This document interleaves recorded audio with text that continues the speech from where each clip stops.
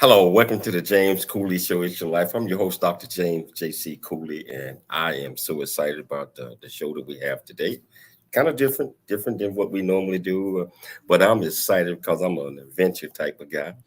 And we got our guest here is an adventure type of guy, owner, CEO, and I am so excited to have him on the show. First of all, but also to discuss some of the things that his company does and bringing joy and happiness to a lot of folks. And so I'm excited about that. But as you already know, I can't even start the show without talking to my executive producer and co-host, who is absolutely fantastic and always put together these great shows. How are you doing, Dr. Cooley? How are you doing today?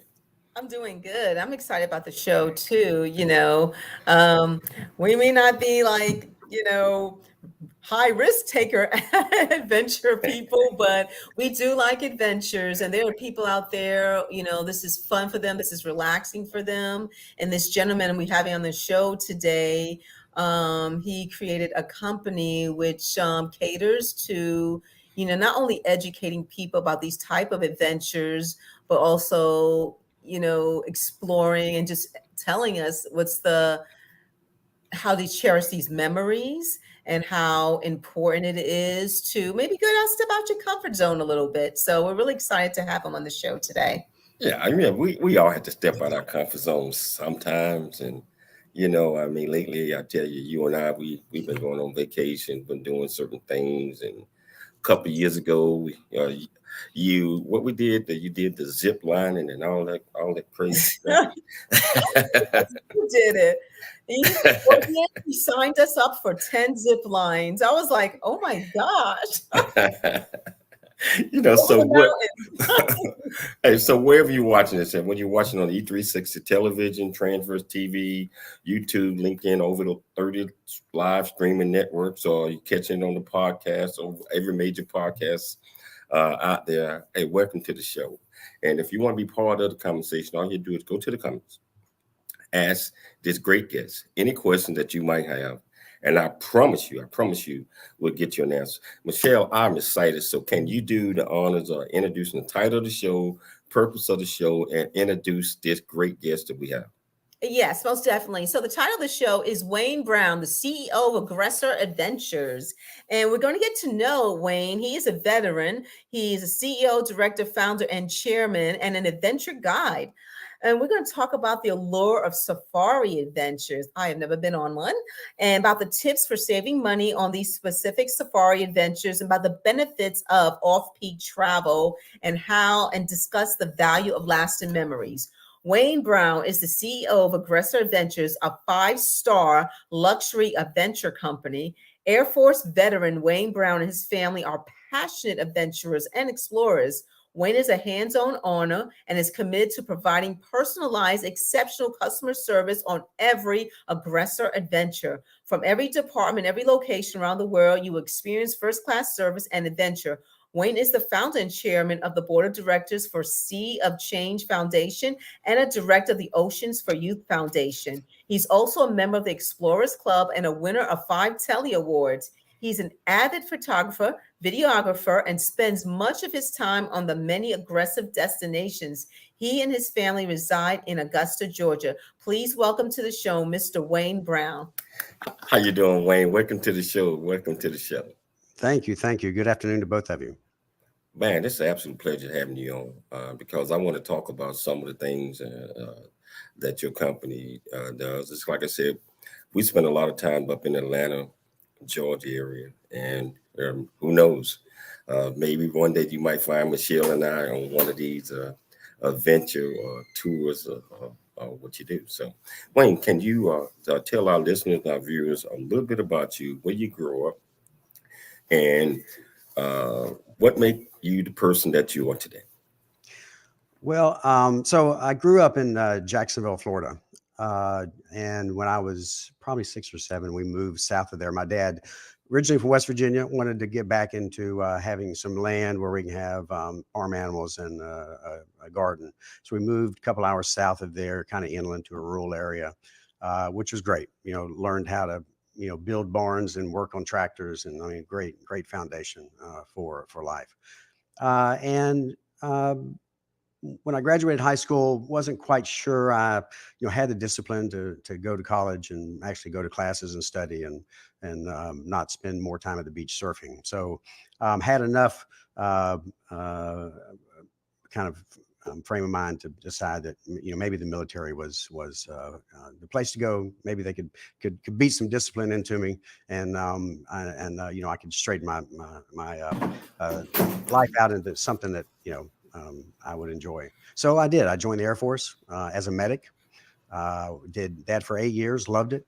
Was in Biloxi at Keesler Air Force Base for 4 years, and then went over to Europe and flew airvac after that. So that's kind of where I think my love for adventure and other cultures and people came from being stationed in Germany, where multiple countries were a couple hours away that we could hop on in the car, go out on the weekend, and learn other languages, learn how other people lived in other countries, and experience other cultures. Wow. So I spent 23 years in the military myself, because I had to get away from the environment that I was in. And there is no better, I believe at that time, a decision was better than going in the military. So thank you for your service. So what lessons did the military instill in you that Wayne still lives by today? The first thing they teach you, as you know, because I read your bio and you went in enlisted as I did at first, is attention to detail. It's the little things that matter on a job. If you're a mechanic on a jet, leaving a wrench somewhere that is not accounted for, or a bolt loose, can have catastrophic effects. So all the attention to detail has carried over into everything I've done, including today when I we come up with ads and marketing all over the world, and I really scrutinize every little part of it, every word, to make sure it's all exactly the way it should be. And then outside of that, it's just all the leadership training that the military provided. I mean, I took advantage of every course and class that they offered. I went to weekends and night classes at college while I was there, in those 8 years, and it really helped put me on the path I am today, where I really feel like I've got a huge discipline to, I get up every morning at 5 o'clock, happy to start my day and have a cup of coffee and check my emails from around the world, because it's a 24-hour business for me, and I'm excited to do it, and still enjoy coming in every day, and I think that all stems from that 8 years in the military.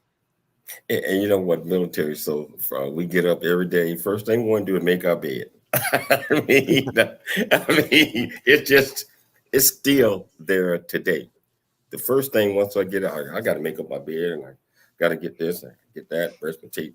So military discipline, I believe, is a great foundation of things to come from what we are going to do in the future. I mean, it's certainly a great foundation for us to have, many of us to have, because it put us in a situation to move on to be successful in other endeavors. So Wayne, absolutely, I know you and your family are passionate about adventurers and explorers. Can you tell our viewers and our listeners, where did this come from, and how did you get the family locked in on this as well? You know, we've always had our kids traveling during the summer. I have two children, so when they were old enough to start traveling and appreciating the travel we did, I started letting them pick every year our vacation. And so I thought, maybe we would go to California, or we go to, Yellowstone, but no, they wanted to go to Japan and Australia. And so it was great, so we traveled the world with them. And I think that help them understand, like my wife and I did, that visiting other places and seeing the culture, not just seeing historical places. You can go to Australia and see the Opera House, and that's great because that's kind of an iconic figure there in Sydney. But getting out there with the people, and we visited sheep farms and spent days with the family. We visited people that lived in the rainforest there on the coast, and how they lived, and what the kind of farms they had. And that's for me, where you connect with other cultures, is getting involved more in their lives and their history. Wow. So you identified two places. You mentioned Australia and you mentioned Japan. I had the opportunity and pleasure to live in both of those countries during my military service. And you talking about cultures, two different set of cultures, which is so much of a learning experience to see how, first of all, nature, especially in Australia, and having an opportunity to actually go out and chat with just the people, the native, the indigenous folks. And you mentioned the sheeps and the kangaroos and all that great stuff. I mean, there is not a better learning experience to get your kids involved in at a young age, because they would never, ever forget that. That's right. That's right. When people ask them about their vacations as kids, I mean, they recount more of the times we spent with families than the sights and animals we've seen. And absolutely, because that's many people don't get an opportunity, Wayne, or don't want to leave the United States or their state. But I believe that if we get an opportunity, we have to learn how other cultures, how other environments, how other countries are living. So wow, that's absolutely fantastic. So why don't you tell me? We got about 3 minutes before the break. Tell us about you're the CEO, founder of Aggressor Adventures. Please tell our audience why you created this company and what services does it provide. And we'll get halfway through this before we take the break. Okay. Well, the company was started originally as a pure scuba diving company. So it would take customers out for a week at a time on what we call a liveaboard. So it's a very it's like a 120-foot yacht for 18 customers and about 7 crew, and go out for a week and scuba dive all week. That's all we did. So 5 dives a day. It started in Cayman Islands and grew from there. And in 2012, I wanted to expand the company and have every potential person in the world as a customer. And so that meant I had to get outside of scuba diving. And so I looked at river cruises and safaris as a way to expand my customer base to potentially everybody in the world. Wow. We're going to take a station break, but I want to come back and I want to pick up on that, because we want to learn about some of these places in the world. And so viewers that's out there that might want to become a part of what you're doing, they would know how to do this. So wherever you're watching this at, if you got any questions, all you have to do is go to whichever platform that you're watching this on or listening to it on. Ask Mr. Wayne Brown any questions that you might have. I promise you I'll get you on screen. We'll get you an answer. Yes. Your Life on Dr. James J.C. Cooley. We'll be back shortly after the break.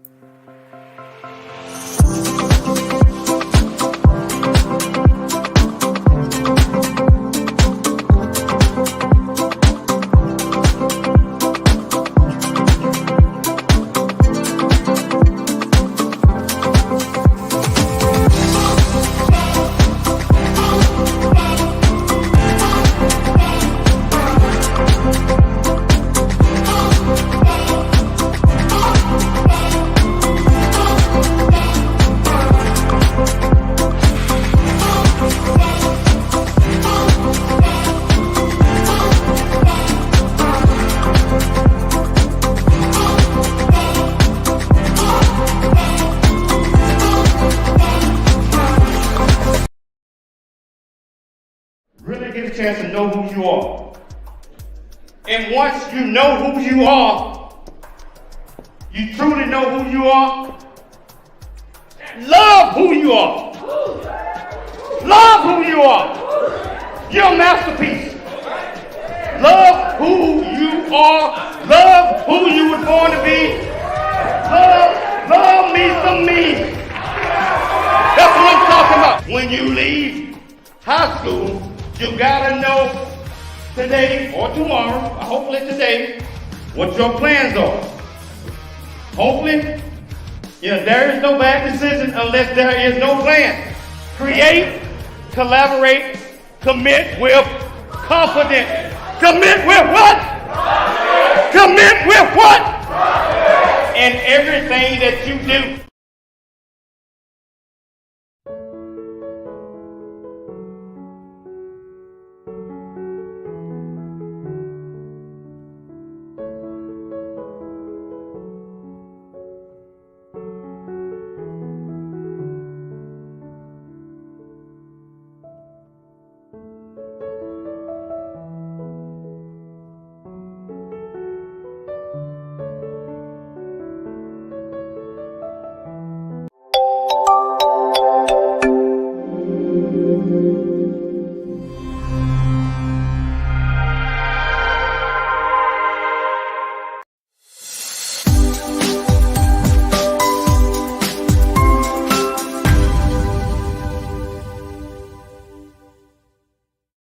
Hello, welcome back to the James Cooley Show. It's your life, and I got this absolutely fantastic guest that's telling us about his company and some of the great things that his company is doing. And I like how you started out. He started out as a small company and expanded. Now he wanted to give everybody around the world an opportunity to experience some of these adventures. And I tell you, you got me and Michelle and I, we're excited already. We haven't even heard all the story yet, but we're getting ready to delve off into it. So whichever platform that you're watching this on, if you want to be part of the conversation, I'll see you out there, Sue. I see you out there. Come on, ask some questions. Sasha, I see you out there as well. So if you want to be part of the conversation, just go to wherever it's at and ask this great man any question that you like. Wayne, I want to pick it back up because we was talking about right before the break when we started it. You the CEO and Aggressors Adventures, and you started out in one country. Now you done expanded and you're doing a lot of great things. Can you pick it up from there? Tell our viewers what exactly does your company provide, and what can they expect? Well, in general, we provide 5-star adventures all over the world, from scuba diving to river cruises. And of course, today we're talking about the Safari Lodge. And to me, I've always loved high-end customer service, because delivering that day in and day out is not easy. It's tough to do. And even then it's sometimes you don't get it quite right, but it's how you fix it that matters. And so for me, looking at safaris, I didn't want to get into, the busy area that you typically think of. So we're going to go to Kenya and Tanzania and South Africa and where everybody else is at. So I've always thought, let me find one that is new, exciting. It's now an adventure because people might not have heard of it. And so looking around the world at where concentrations of popular animals will be, I came across Sri Lanka, and they have the largest herds of Asian elephants in the world. And so after going over there and seeing everything else they had with the leopards and the sloth bears and the crocodiles and water buffalo and 400 species of birds, I mean, it was just perfect for us to launch for our first Safari Lodge. So that's I've never been on a safari. Can you tell our viewers what it's like? I know it probably standard operating procedure for you, but what is it like? What can they expect to get out of safari? So I know we spoke earlier about how important to me understanding the culture of the country and the area you're visiting is. So with us, we design our safaris. You're just not going out in a Jeep and seeing animals all day, because you go to the local zoo and you can see that, and you don't really remember much about it. So for us, every morning is spent going out into the local areas, visiting with the local families, visiting the local religions and their places of worship, and getting a better understanding of where you're at, who you're dealing with, what their history is, how they live. And then in the afternoons, we do the safari. So then we take you out in the Jeeps out into the national parks, where you can, get up close to big herds of Asian elephants, see the mugger crocodiles, which is a pretty unique crocodile, sloth bears. If anybody's ever watched cartoons as a kid or the movies as a kid, Jungle Book, you might not have known, but that was a sloth bear that they created that character after. And then we have the water buffalo. We have, like I said, 400 species of birds. There's 3,000 species of flora and fauna. There's 5 different primates there, with 2 of them being a loris, which is like a 6-inch tall monkey. That's very, very unique there. So it creates a week of memories that you're going to remember for a lifetime. Wow. Yeah. So I assume that on a lot of these things, you are the guide. You telling and you discussing. Tell us what that feeling is like, being the guide and seeing all these smiles and seeing these curious guests that's taking all of this in. Yeah, for me, the highlight is always seeing the wonderment of people seeing either seeing something unique and special, like seeing the baby elephant. There's always a ton of baby elephants there, so you see them playing around the mothers and playing with the other elephants, or visiting the local cultural centers and talking to people and hearing their stories. You can see the connection being made, with these local people. When I was first over there looking around, just decided this was going to be an adventure we wanted to add.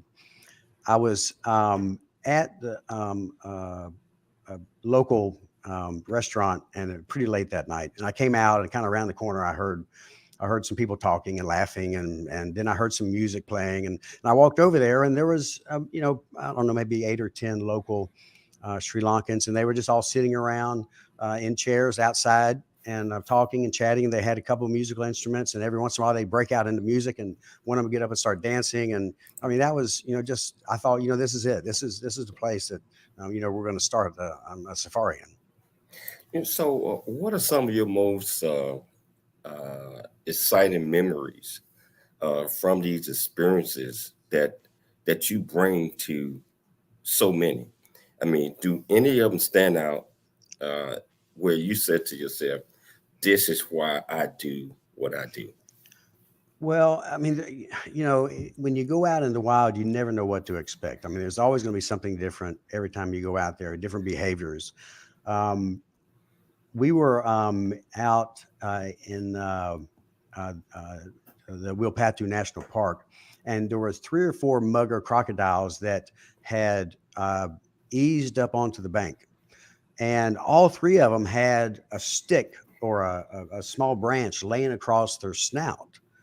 And so I'd heard stories about this, but had never seen it.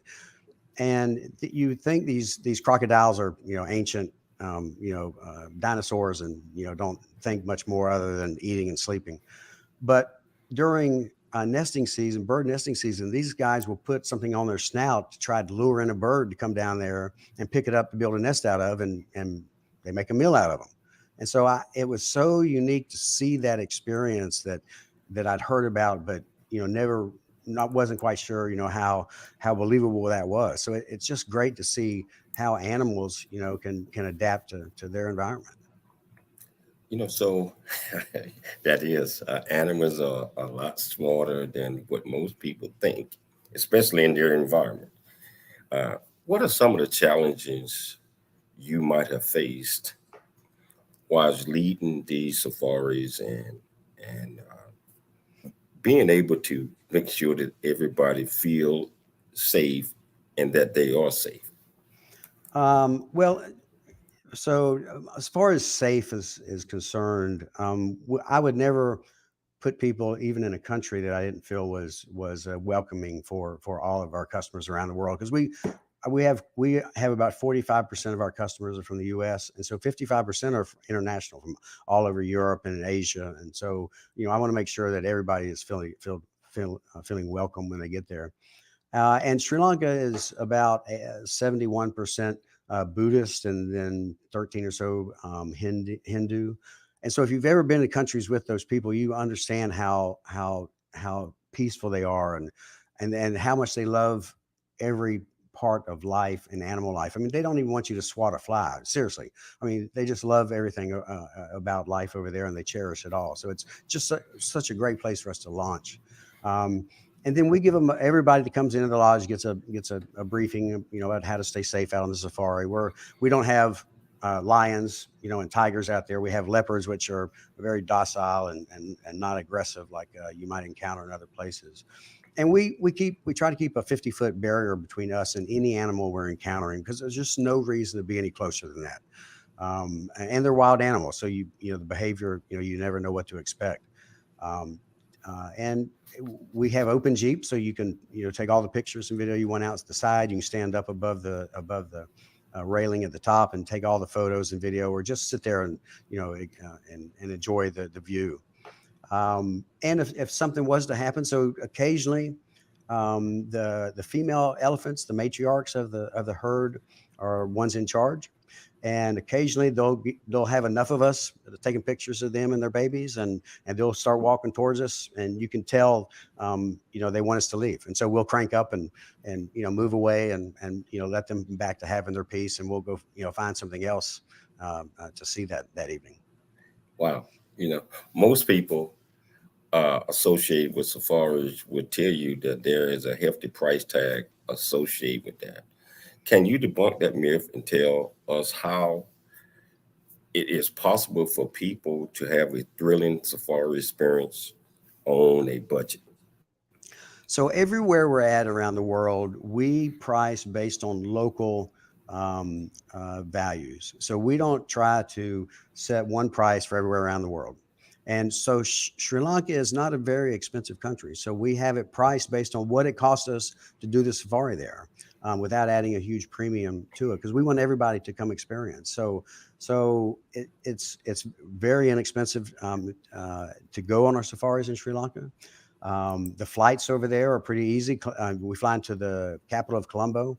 There's a lot of international hubs, especially in the Middle East, that we go through. Most of our customers go through to get there. So the flights, plenty of flights, so they're not very expensive. So it's not very expensive. And one of the things I always caution people about any adventure is to check for any add-on fees, because you get there and then there's, fees for everything you want to do. And in our case, it's all inclusive. So all your transportation, all your food, your lodging at our chalets, everything is all included. So you're not have to worry about getting a bill at the end of the week that, is a surprise.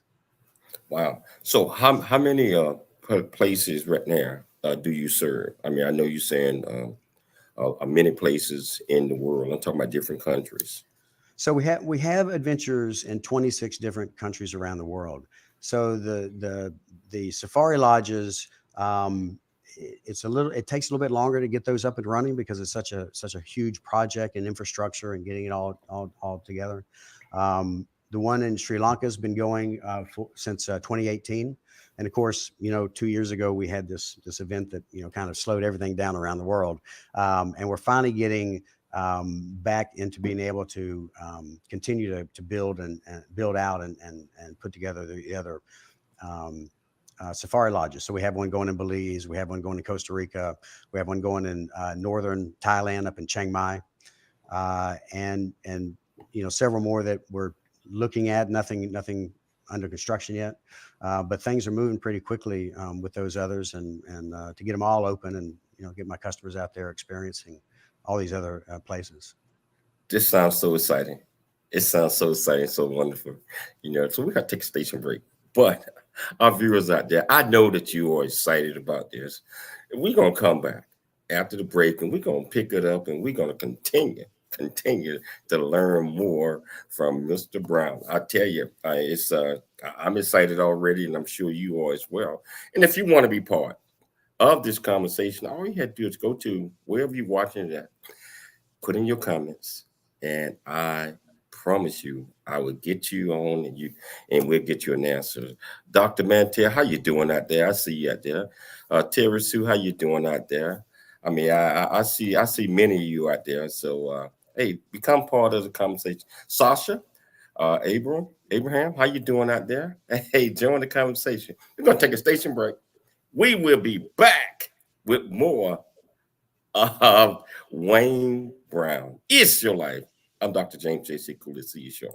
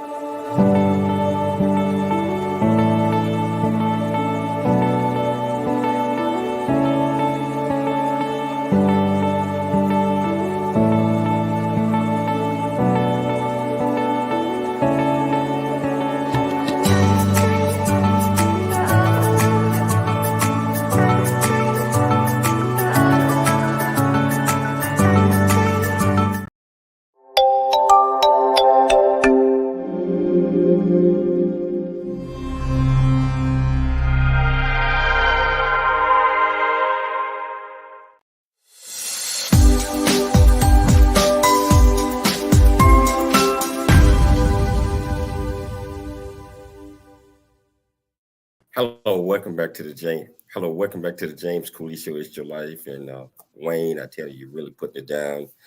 You got a lot of folks excited. I see we got lots and lots and lots of people tuning in to the show today, and yeah, they're excited just as well as we are. And you keep talking about this place called Salunka. I think that's the name title. I want to show this before we even start back. I want to show this little short clip that you saw. Here we go.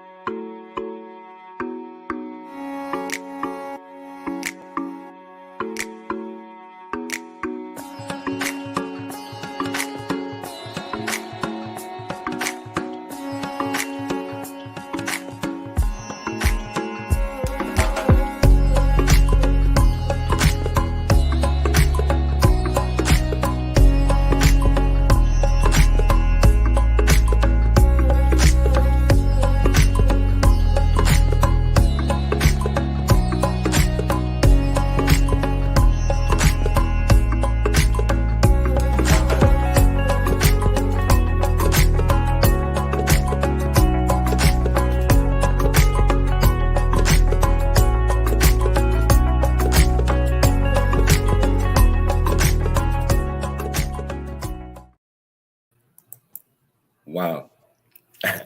It looks like a beautiful place. And the wildlife there you see is plentiful. You know, can you tell our viewers a little bit more about this great place that you chose to start your company out in? Yep. So Sri Lanka is an island off the southeast corner of India. Quite a large island. History goes back thousands of years.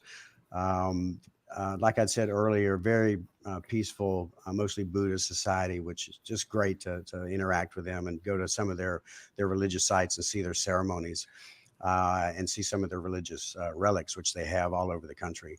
And it's just I mean, the culture there from the cultural sites we see. So one of them we go see that you saw in that video there at the beginning is called Sigiriya Rock, and this is that massive tower, and it's called the Fortress in the Sky. It was back in 500 A.D.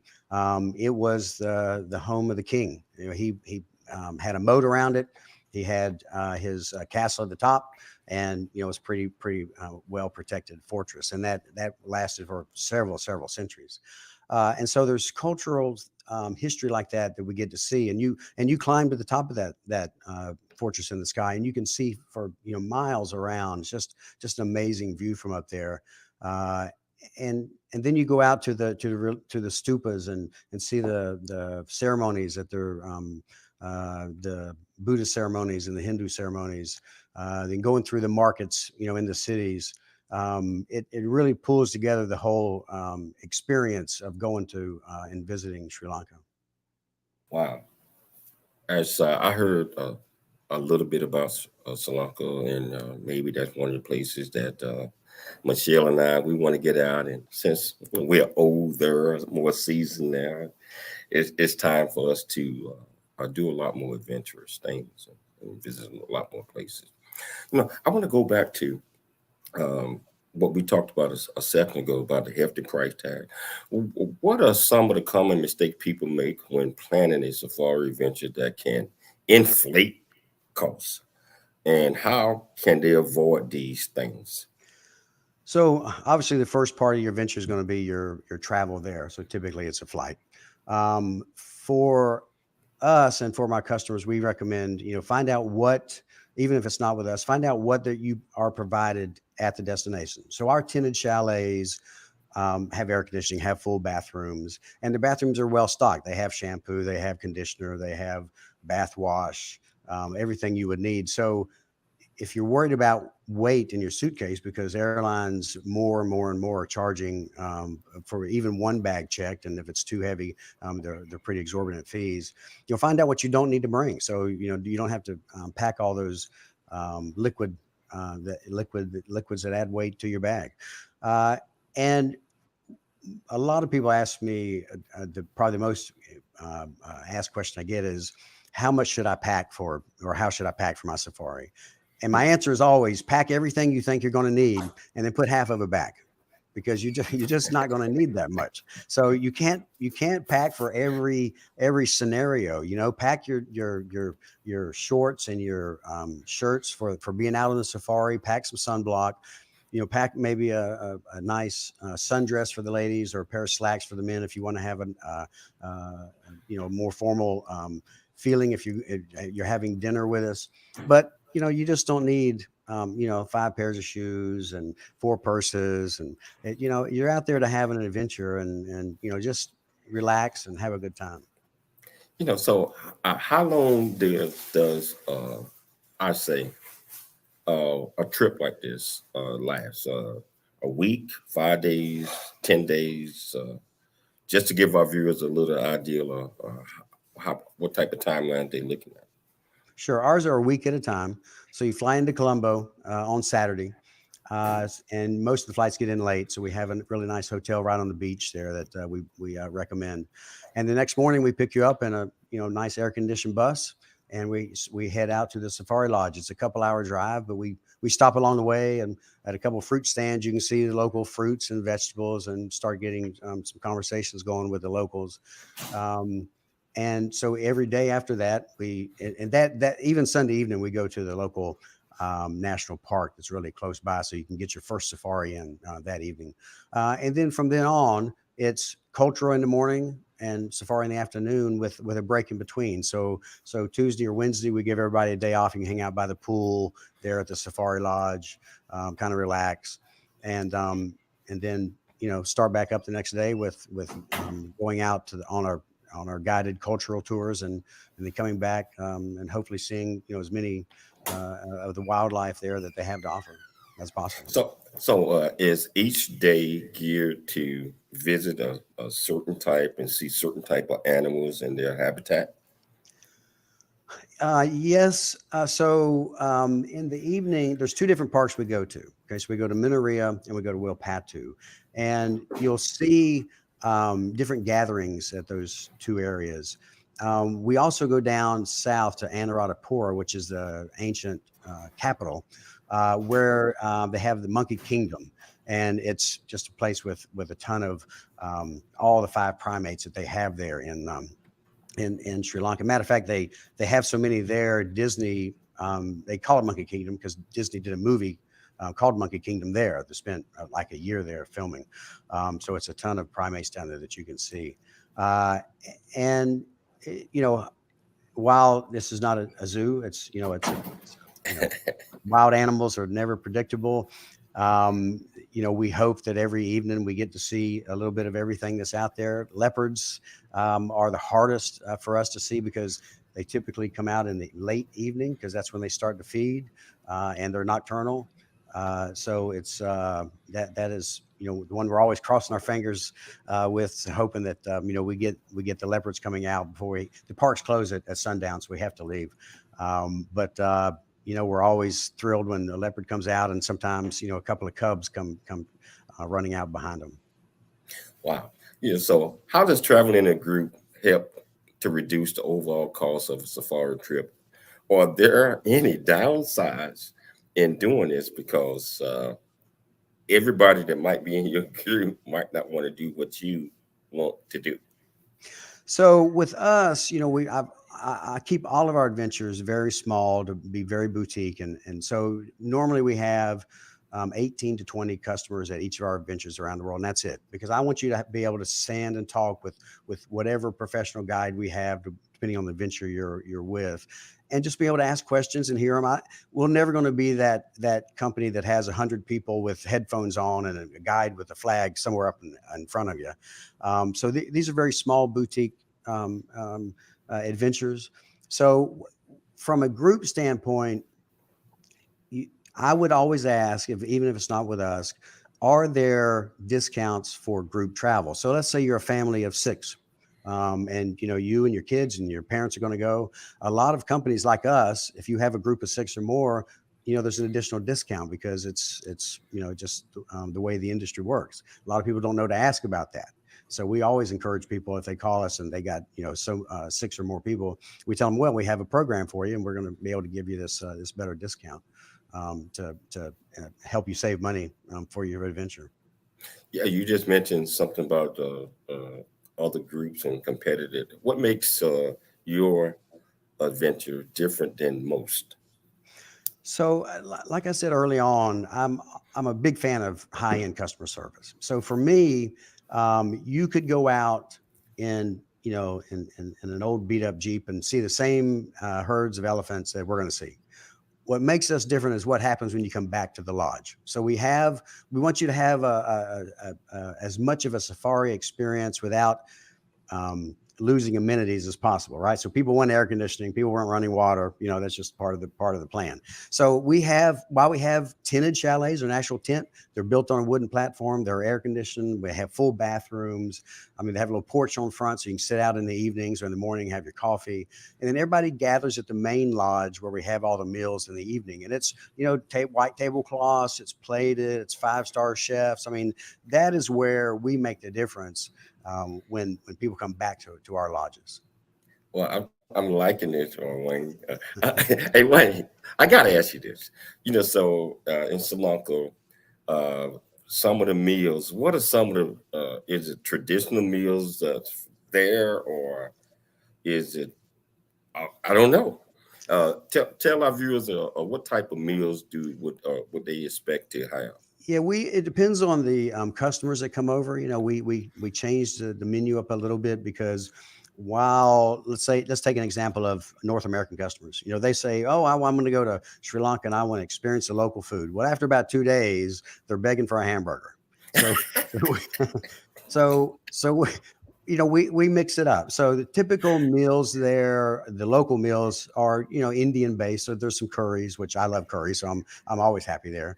And they have some influences from Northern Africa because it's not that far from that area, and from some of the Muslim Middle Eastern culture.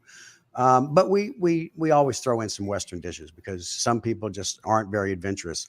I was down at my adventure in the British Virgin Islands just last week, and the chef one day for lunch, because he's from South Africa, and the British Virgin Islands is British culture. He had oxtails for our meat for lunch. I thought it was great. I loved every one of them, but there was a couple people there that wouldn't even try it, just not touch it. So, so we try to mix up the meals so that everybody's happy, and throw in, enough of the local cuisine that they typically would get, so they get to experience it. I love oxtail, by the way. Yeah, I think it's great. That's great. This is so exciting. But I have to take a station break. But I promise you, we're gonna come back and we're gonna pick it up with Wayne as soon as the break is over. And if you want to be part of this conversation, all you do is go to the comment section, send the question you like. Is your life? Take a vacation, go on one of these safaris. We'll be back shortly after the break.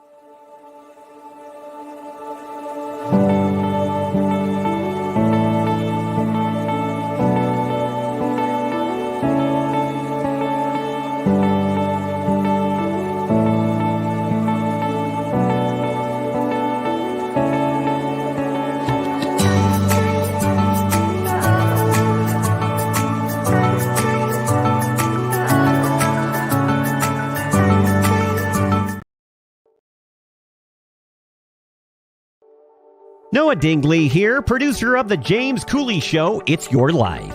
And the new audio version of James' book, Country Boy, City Boy, A Journey That Ain't Over Yet, is a must-have. James shares his true life story of struggle and success in America. It's both a cautionary tale and a roadmap to achieving the American dream. Get the new audio version of Country Boy, City Boy, A Journey That Ain't Over Yet by James Cooley on Amazon.com or wherever audiobooks are sold.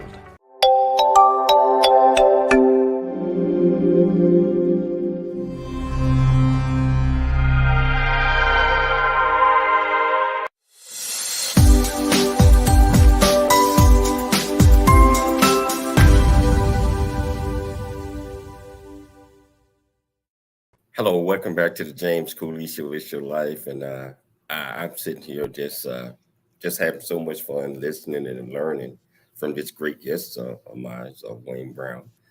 And I tell you, Michelle and I are going to be looking into these, at least one of these adventures tours, and I think that you might want to consider that as well. You got to live a little bit. It's your life. You got to live a little bit, so I'm certainly going to look into it.